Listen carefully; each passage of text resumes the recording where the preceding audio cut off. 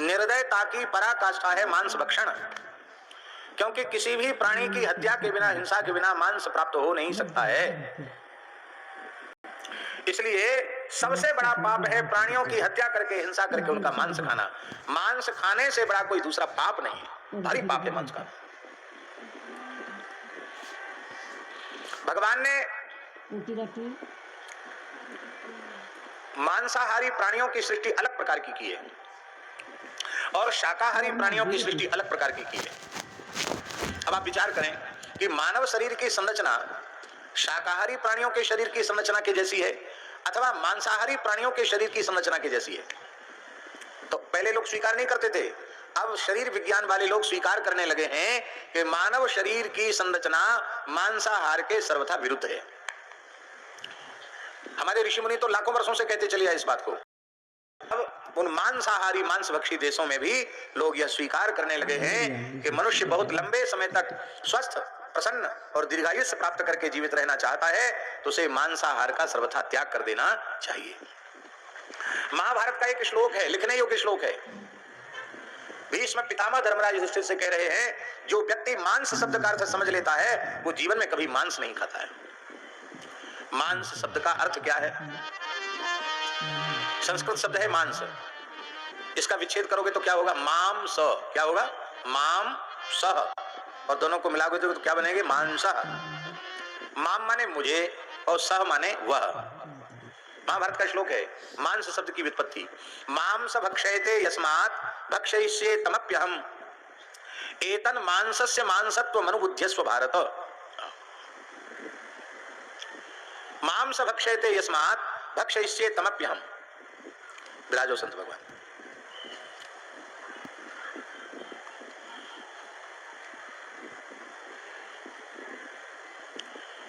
मांस भक्षयते यस्मात् भक्षयिष्ये तमप्यहम्, ये मुझे खाएगा तो मैं भी उसे अवश्य खाऊंगा। जब कोई व्यक्ति मांस खाता है तो जिस प्राणी का मांस वह खाता है, बहुत ध्यान से सुनना रहना, जिस प्राणी का वह मांस खाता है उस प्राणी का आत्मा, जीवात्मा, वह अत्यंत पीड़ित होकर के शाप देता है और कहता है तू मुझे खा रहा है ना, मैं भी तुझे छोड़ूंगा नहीं, मैं भी तुझे खाऊंगा। एक बार जिस प्राणी का मांस खाया है उस प्राणी के शरीर में जितने रोया हैं उतनी बार उसी योनि में जन्म लेना पड़ता है और बार बार उसी प्रकार से उसको मारा जाता है, खाया जाता है। मांसाहारी की कभी सदगति नहीं होती है, क्योंकि उसके जीवात्मा ने संकल्प किया है तुमने मुझे खाया तो मैं तुम्हें खाऊंगा, तो फिर पैदा होना पड़ेगा कि नहीं, और उसी योनि में जाना पड़ेगा।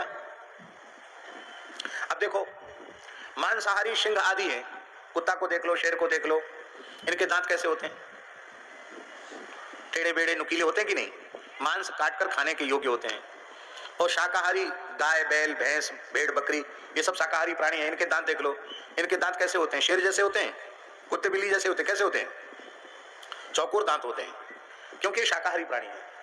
अब आप अपने दांत देख लो शीशे में, कि कुत्ते जैसे दांत हैं कि शेर जैसे दांत हैं?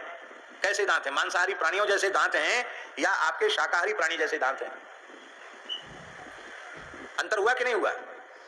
मांसाहारी प्राणियों की आंत 4 मीटर की होती है और शाकाहारी प्राणियों की आंत 32 मीटर की होती है। मांसाहारी प्राणी की 4 मीटर की आंत होती है, उसमें मांस पच के जल्दी बाहर निकल जाता है, पर जिनकी 32 मीटर की आंत होती है उनके भीतर मांस सड़ता है, पकता है और असमय में उनको बुढ़ापा आ जाता है और वे अल्प मृत्यु वाले हो जाते हैं। असमय में उनकी मृत्यु भी हो जाती है, क्योंकि मनुष्य की आंत भी 32 मीटर की है, उसमें मांस सड़ता रहता है, अनेक व्याधियां उत्पन्न करता है। जिस पशु का मांस खाया गया उसके शरीर में जो रोग होता है वो रोग संक्रमित हो जाता है, वो व्याधि संक्रमित हो जाती है।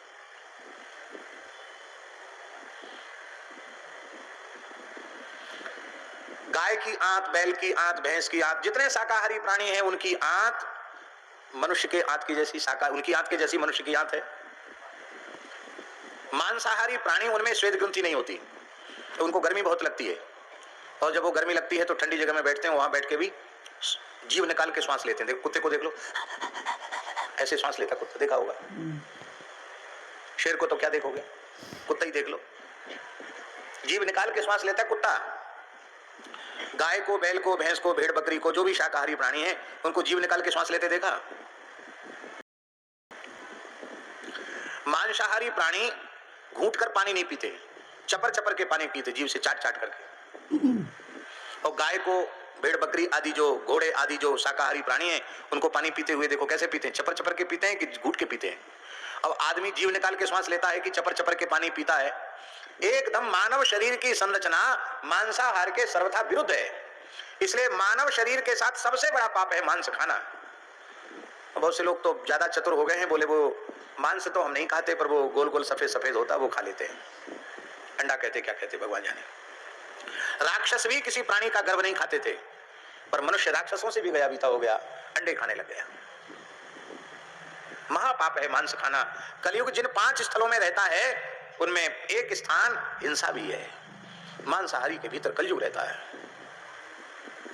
मद्य, मांस, व्यभिचार, जुआ और पाप की कमाई, 5 स्थलों में कलयुग रहता है। इन 5 स्थलों से बचना चाहिए। 5 दोष जिसके जीवन में नहीं है वो कलयुग में पैदा होकर सतयुग में जी रहा है। तो महाराज, निर्दयता आवे तो कलयुग आवे, दया रहेगी तो कलयुग कहां से आएगा। मांसाहार बढ़ेगा, निर्दयता बढ़ेगी तभी मांसाहार बढ़ेगा, और मांसाहार बढ़ेगा तो कलयुग आएगा।